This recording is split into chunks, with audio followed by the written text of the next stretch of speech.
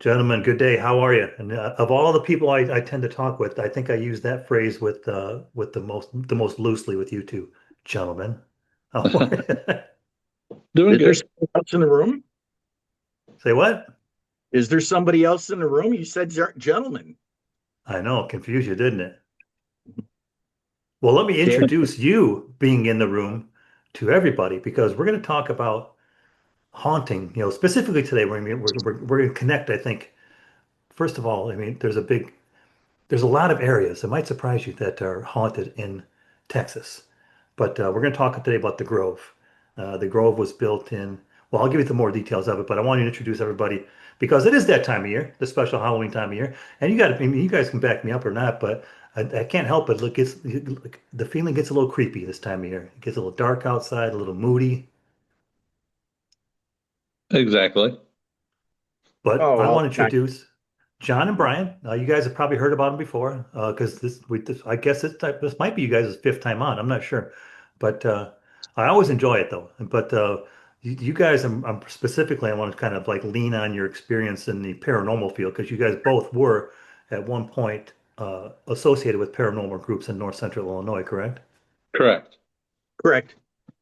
But not any longer. But you have quote unquote plenty of experience under your belt. So I'm looking forward to this because it seems like a lot of the hauntings that we hear about, you know, and Brian, I can't help but, because I was thinking back because everybody knows I lived in North Central Illinois for a long time, born in Chicago, lived in Right. Illinois for a long time, and I've heard a lot of these stories. So I'm looking back into the general area where you're from. John, you're up towards Chicago. Brian, you're towards more like South Central Illinois. But Right.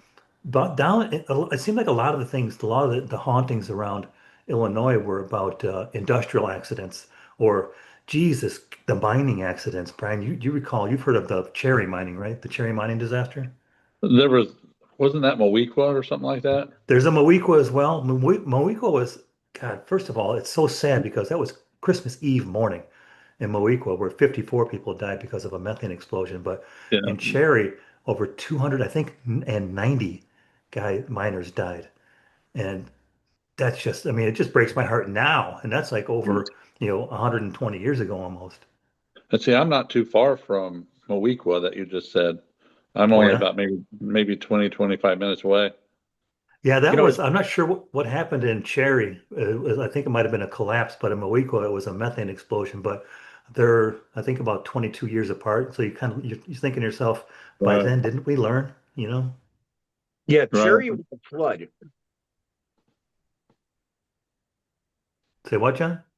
Cherry was a flood. Oh, They really? had It flooded the mine? it flooded the mine, Wow. and I did.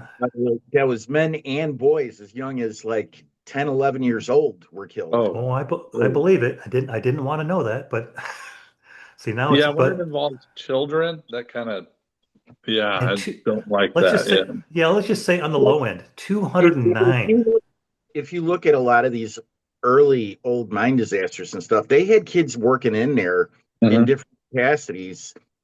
Some of them as young as 6 years old. Yeah, ridiculous. I mean, Yeah. these days you would never hear anything like that, except out in China or something like that, maybe. But Yeah, I think I uh, went to work at either 8 or 10 years old on my grandpa's farm, but that's about, that's a big difference than going to the mine in the morning and oh yeah, clocking in. Yeah. you know, uh, There's a difference between true in, child labor and parents' child labor. But the Grove, I mean, just to give you a little background about it, it's about an hour out of Shreveport, so it's like an East Texas kind of thing. But it was built in 1861. So, that came from a land grant. I think these guys were the first ones to buy it, Frank and Minerva Stilley. I bring them by name because Minerva, one, has a creepy name, but also they think Minerva is a glowing white figure that's seen stepping through walls or appearing on the porch. There's still mirrors falling, disembodied footsteps, wet footprints inside. Oh, see, I don't want to say I'd be common more things, but I'd be more curious about the wet footsteps part. yeah, From the sounds of it, there's other things that could be residual. yeah. I was just about to say, it sounds like that would be basically a residual haunt, but the wet footprints that comes more towards like an intelligent. Right. Well, and that's why I want to pick your brains on it because there's some more because it's got like a legacy because they're all in the Reconstruction. There was something called the Stockade case when a mob broke in and pulled out quote unquote carpetbagger, uh, and got. I mean it's brutal. It just happened, so I'm going to bring it up. But it freed slaves from the jail and killed them all along Mosley Street near the Grove. So you've got the lynching aspect. You've got generational suffering. So I talk about uh, Frank and Minerva Stilley, but they sold the place in I believe, the late 30s, the mid 30s to the Young family. And the Young family had a tragedy where their young son in like 1908 committed suicide on the back porch and wasn't buried with his family. So many people believe his spirit still remains linked to the bathroom there because they enclosed the back of the house is now a bathroom. But the Right. house wasn't, and the Young family kept it.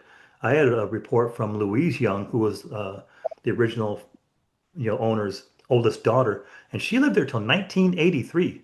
Oh, So wow. but she was known for reportedly calling the police several times for intruders that she claimed she saw, but they were never substantiated as criminal events. So the place still exists today. I don't think it's populated, but it's still promoted as a haunted historic house. And Right. many modern reports focus on like the paranormal phenomenon still, again, apparitions, footsteps, voices. A lot of that stuff could be given to residual, especially the Right. part with saying walking through walls and things like that. And just Because regular sounds of footsteps. Yeah. it's basically like a recording playing over and over again. It doesn't matter if somebody's there or if somebody's not there. It'll keep happening.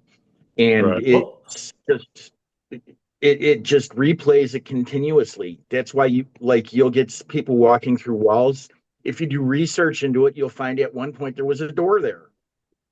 Right. Or good Very point. Good true. point. You'll find Well, a that lot of that stuff. Yeah. And that's part of what I wanted to talk with you guys about because, the history, whether it's be industrial or, like I say, family or just events of the time, kind of like fuels these hauntings. And I just want Right. to talk to you guys. Sounds like you've seen them, and so you're kind of ahead of me here. But is there kind of a pattern you see? as far as that one, I would say the majority of it seems to be residual. Yeah. Uh, a lot of the stuff there was a lot of either emotional or violent energy that was involved in it. But the stuff with the wet footprints, You that guys keep talking about that. could be something Right. else totally different. But then Well, there's let me. also theories too, like if there's certain types of rocks or a lot of water, like a river or anything that runs by that can also retain paranormal. Well, yeah, we You see. know about that, John, right? Oh yeah, the energy. Yeah, Right. like The energy. all night, the entire town uh, was almost rebuilt using the old prison over there, and they wonder why all the places are haunted. Well, we see the same thing. Like you guys talk about the water and because back in the day, the Red River area of Austin is still called Red River Road was Right. prone to flooding, and that's one of the most haunted places. I think it's called the Moonshine Tap, which I just had dinner at about 3 weeks ago. Now that I think about it, but uh, but let me ask you something. You guys talk about it like it's kind of common, but can you explain what you mean by residual? It's like a loop, Yeah, like something happens over and over and over again, like a Oh, I recording. see. it's basically energy from a traumatic event. It's trapped in an object like a house, Okay. and it's basically it's the kind of activity that will happen whether somebody's there or not. It Right. just continuous loop replay, like hitting rewind on your movie and playing a scene over and over and over again because you like Right. it. But this may have something to do with a classic example of that has a ton of residual activity happening. Gettysburg, Pennsylvania. Oh Oh, yeah, yeah, yeah. exactly. That's one of the best ones. Yeah, you're talking traumatic incidents, lots of death, the battle that was fought there and everything. How many people died? And to this day, can you can go over there and you can see people marching through the woods. Yeah. Or standing by cannons. Yeah, standing by cannons. You can hear gunfire, cannon fire, and there's nothing going on. Exactly. They've people have caught it on film numerous times. And, if it was once, I'd say, yes, somebody was running around in the woods back there. But I mean, these are literally hundreds of times over dozens of years. Oh yeah, witness after So witness. it, it's hard to explain other than the earth around there just soaked up so much energy from the trauma of Right. what was going on that it's just replaying it over and over and over. It Well, just kind of like bled. to give you another idea, with our house, we have a lot of things that happen repetitive to where doors will open and shut, where you hear footsteps constantly. And it could happen at any given time of the day, or even certain times of the year where it's more active. But it just happens over and over and over again. But then all of a sudden, you might get something that's totally off the wall, different every once in a great while, which makes you rethink, hey, is this actually all residual or is there something else behind it? Well, we've talked about recently, in the last couple of minutes about, I've mentioned East Texas. You guys have brought up Gettysburg and then Illinois. So is it like common thread that, emotional or violent events kind of anchor the hauntings to a certain place? Oh, yes. Even Oh the yeah. grounds itself, it doesn't have to be a structure. Look at the St. Valentine's Day massacre.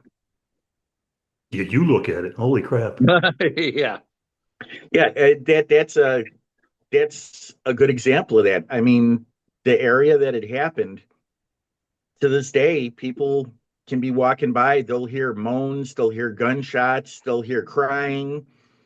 And the odd thing is dogs going by there, they will stop, they raise the hair on their back and everything, and They'll they'll alert to look it. towards that area like there's Yeah. something over there. Yep.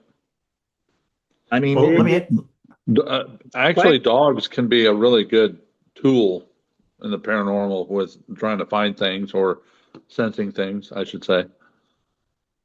well, I mean, that's a good point, though. You guys gave me an easy segue. It's like, because you trust your gut, but back in the days with your paranormal societies, did you guys use any kind of equipment like EMFs and I don't even, you guys, I hope you know what EMF stands for and EVP. I just typed it up. Even Electromagnetic field yeah, indicators, yeah. yeah, We use EMF meters, use the K2 or Mel meters, a lot of the people call. millimeters. Hey, what about the Frank's box? We actually tried one at one time there. What's a Frank's box? We used to call it the speak and spell, remember? Oh yeah. It basically it was like a Radio Shack hack box Yeah, uh radio. It would play the frequencies backwards or forwards depending on how on a you had it loop. set that Yeah, day, and it would pick up words and stuff that were supposedly being generated by a spirit. Interesting. And it came in handy. I mean, we had one where we did Scott Mansion in Joliet. We were investigating, and we had two investigators. Uh, one's name was Rick, and the other one was Rich. And as they walked into the room, the box comes off and says, "Oh, great, here come two dicks." Okay, okay. And just for our audience, that's Joliet, Illinois, by the way. That's up by Chi-Town. But yeah. Mantino was interesting one too. Mantino, Illinois, guys. Oh yeah, the asylum over there. It Yeah. was no asylum.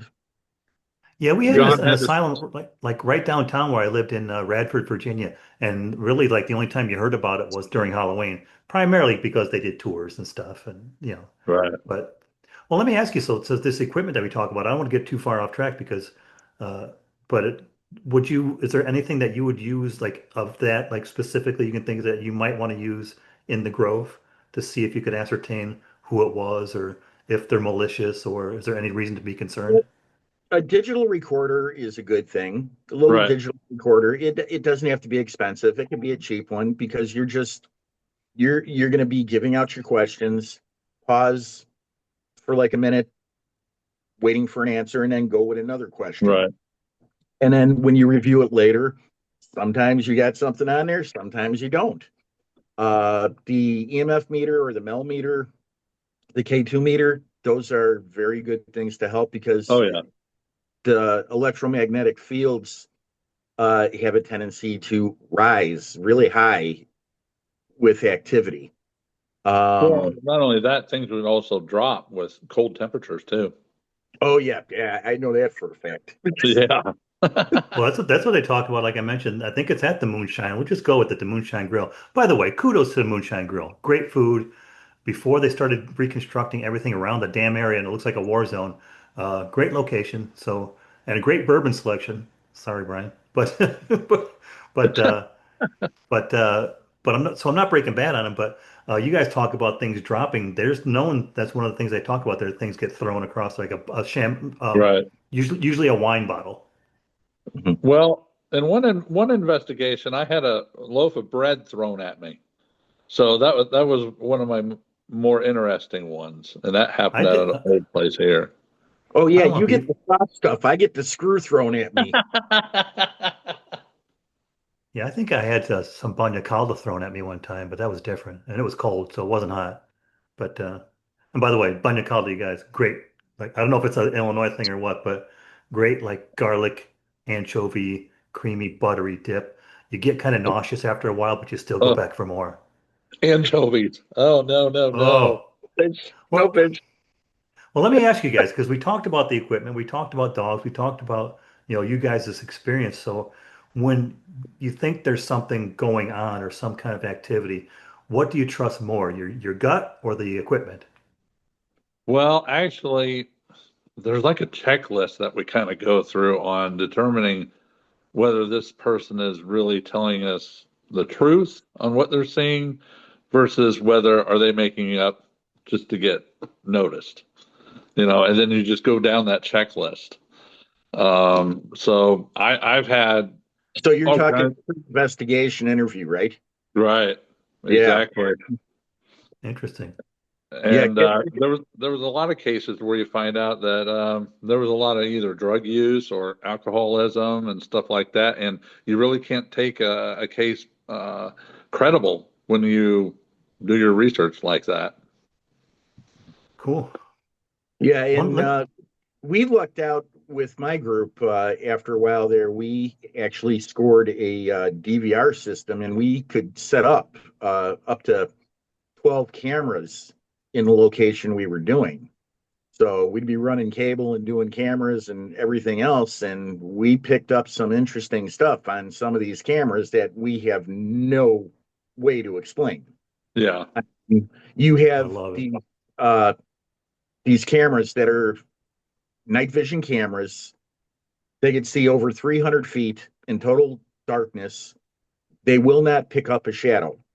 We're picking up shadows. yeah, which means they're solid. Yeah. Ooh, So ooh, that gave me the willies. yeah, that's the thing. It's like, how do you explain something like that? And especially in one of them, we actually had an investigator walking in an area that had all these book racks and stuff. And a shadow showed up one row behind and then turned and followed the investigator for a good 5 or 6 feet before just disappearing. Well, see, that brings up a question I also had, because I'm just trying to tie the regions together. You guys up in Illinois, me down in Texas. But Right, it seems like more often than not, it's like a worker's ghost, like we talked about the mining and things like that, right. in Illinois act differently than, say, a post-war spirit in East Texas. I mean, does ones tend to stay with the place more or more, I don't want to say vengeful, but disruptive? Well, it depends on what's going on Right. and you have going there because, like, if you're talking like a poltergeist type like activity where things get thrown around and stuff, uh, and in the great majority of those cases, it turns out to be a teenage girl that's Yeah, usually the key figure for it that either lives Yeah. there or it only happens when they're around. yeah, exactly. You've got Bloody Mary in Illinois too, right? Oh yeah, Yeah. See, resurrect. we have the Devil's Backbone, and I went out there a couple weeks ago, maybe just last week, because the Devil's Backbone Tavern, Luckily, there's a tavern there, but but and the Devil's Backbone Highway, it's a geological formation called the Devil's Backbone, are both supposed to be haunted. So I just took a ride out, and maybe I was going to see something, but I didn't. But again, that where you're supposed to see the specter on the highway is supposed to be that of a Right. little girl. Yeah, roadways are a big paranormal hotspot too in some locations, even bridges. There you go. There's my segue. I'm going to jump in right now and interrupt you. Okay. And I'm only bringing this up now because you guys know how I love to talk about stories far away from me, far away, so they don't end up in my backyard. The Legend of the Goatman's Bridge in Texas, Denton, Texas, up north of Dallas. So there was a guy named Oscar Washburn. I think it was in the 30s. It was in the 30s. He was a goat farmer who was lynched by a mob in the 1930s. They say possibly the Ku Klux Klan. I have no information, so ignore that. But at the old Alton Bridge.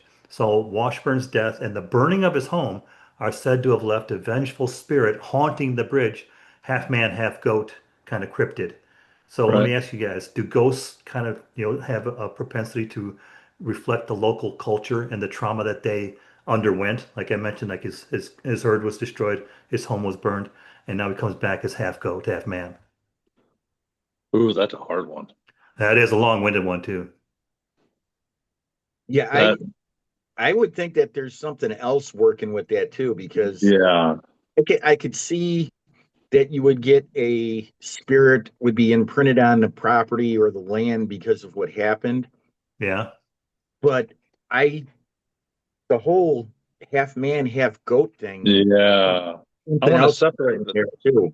I want to Yeah. separate the two. I want to turn that one into paranormal and cryptid in a Yeah, way. that feels like that's why I think the question says, does it, reflect local culture and trauma? So I can understand how the Uh, trauma, like you just mentioned, John, would be obvious, but the local culture and their stories and the way they, recollect, and that might be where half man, half goat came from. um, and you mentioned also the mob, which Illinois is associated with the mob, and there's a lot of locations that are also have deaths from the mob and things that go on.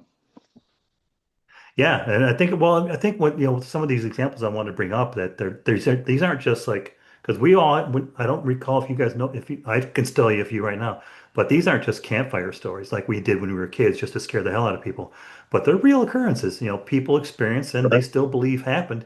So and you guys like you're just talking about you've witnessed things that wouldn't give ordinary people just the goosebumps. That was some Right. serious. But Yeah. are there What- other examples that felt more like that the story more than where like the past of what happened kind of like is now intruding onto the present? Oh, yes. Well, Gettysburg certainly, right? Like you guys Right. mentioned. Gettysburg and stuff like that. Yeah. And have you Yeah, ever thought of, go a ahead, lot John. of the happenings and stuff with hauntings and stuff. Like I was saying earlier, it it depends on the event that they were associated with. If you have a very traumatic event, there's a good there's a very good possibility that you're going to get some type of Right. I don't want to say haunting, but some type of residual Imprint. carryover from it. Yeah. That's a It's an very good point. accident haunting, or if it's just a residual haunting, which well, I guess you could call it a haunting, but the the residual will happen no matter what. It it it does it doesn't change. It doesn't realize anything is going on. It's just like playing a movie over and over and over. Whereas the intelligent haunting, if it's an actual spirit that's doing something, they'll try and interact with you in Right. one way. It'll be sporadic and it'll be anything, really. Do you think And it's a well, let me I don't interrupt, but do you think it's a way to get I mentioned the past pressing into the present, but I was hinting at the fact that it's kind of happening because maybe they suggest that you don't ignore history because it's a bad idea because you had a Well, risk of repeating it. there's a lot of theories too, and one of them being they're trying to get your attention, and for what reason, we really don't know. Um, but yeah, Yeah, That's where one you of kind them of, brought up was that it could be that they're requesting help too to get moved right. out. Well, to what? To get them to be able to be released? Like you've seen in more than one movie to allow you to pass on to Well, the next plane? Well, I that mean, that could be a thing right there, but it, as far as moving on, it may be if somebody is stuck someplace, it may be it may have something to do with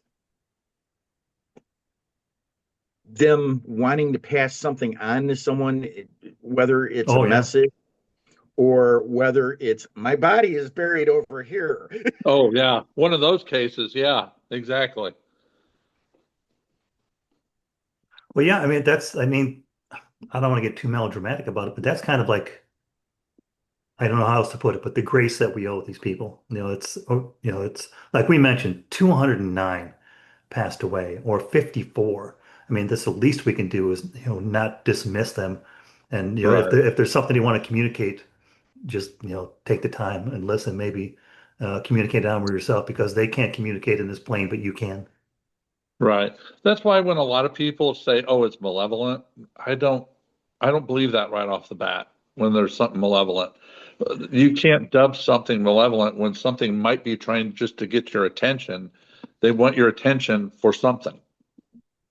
Yeah, and the malevolence is probably Hollywood talking. Let's be honest. Right. Yeah, that uh, I bet that was going to be a good point.